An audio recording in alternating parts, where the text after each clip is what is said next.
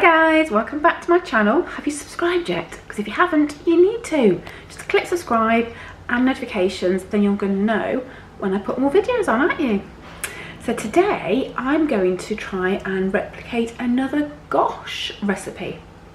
And if you saw my video the other day, you'll know that I found these in Lidl the other week. And I had some the other day, which I loved. But they are 1 sin each, so there's 9 in the pack, that's 9 sins.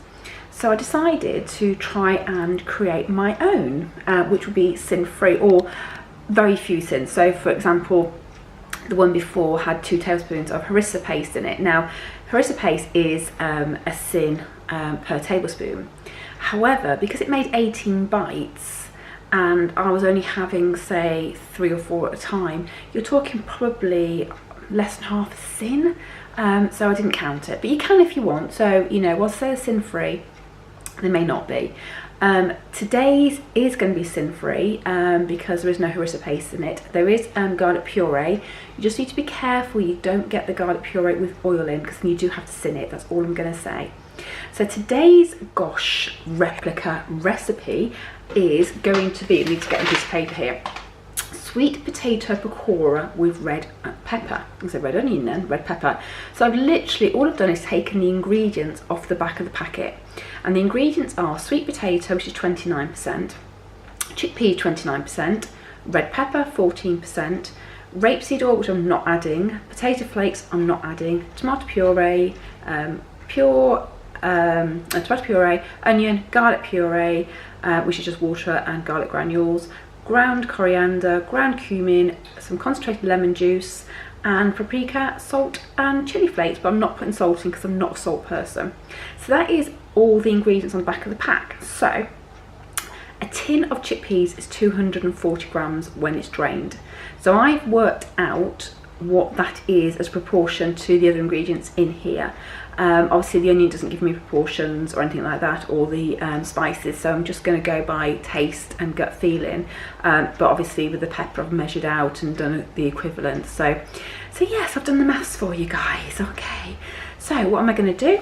Same as before, it's all going into the blender, but what I'm going to try and do this time is not make it so runny, so I can avoid putting eggs in.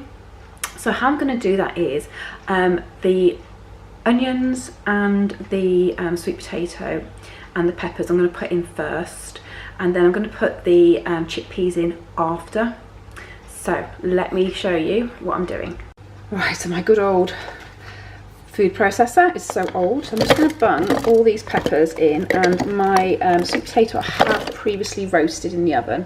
I did it last night to prepare, so I'm just going to pop that in there and pop the lid on for myself. Okay, oops, right, there we go. I'm just going to fix it.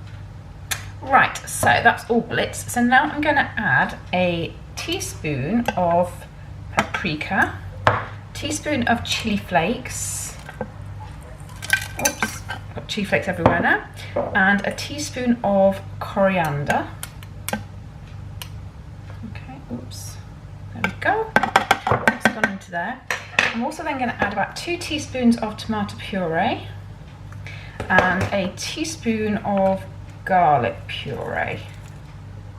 I think that'll be enough. Oops. There we go. Right, so that's gone in. And now I'm going to add in my chickpeas. Oops, and right, my chickpeas are going everywhere, so I'm going to take the lid off to put them in. Otherwise I'm going to spill most of them, aren't I? Okay. Oh, got more chili flakes everywhere. Right, so let's put these in here. Okay, done. And I'm just going to give it another little bit of a zap. Get my lid on. There we go, just give it a zap.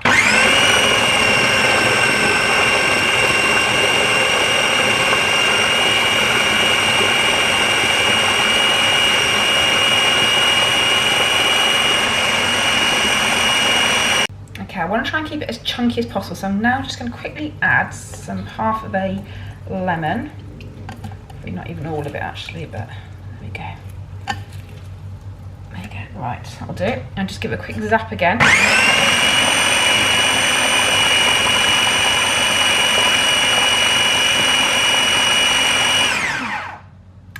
easy as that. Okay, so that's all mixed now, and it's still quite sort of rough and rustic, which is perfect what I wanted. So I've just quickly sprayed my little mini muffin trays with the butter fry light. There we go. And all I'm simply going to do is put in a teaspoon into each of these. Okay. Come back when I've done it. You don't need to see me fill it, do you? Right, there you go. So I actually lied earlier when I said it makes 18. I can't count the amount of things in my muffin holder. It actually makes about 32. So when you're talking about putting anything in that's a couple of sins spread over 32, it's hardly anything, so it's really not worth bothering with, guys, honestly.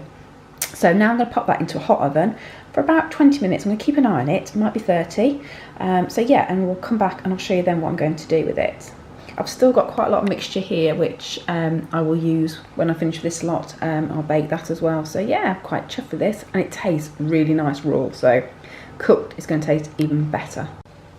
Okay, so I've just took them out. They were on high for about 30 minutes in total.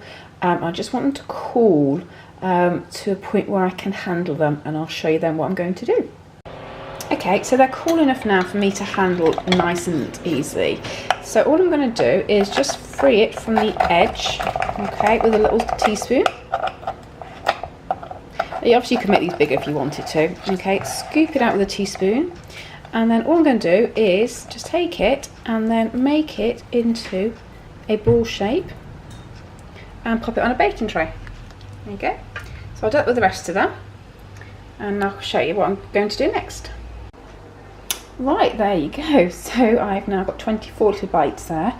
I'm going to pop those to one side, and I'll put them in the oven about 5 minutes before my friends come, so they'll be warm when they eat them. So I've just put the other 8 in to make it 32. So it's not bad for a nice little batch, is it? So there you go. Right, so my friends are here, and here are my bites.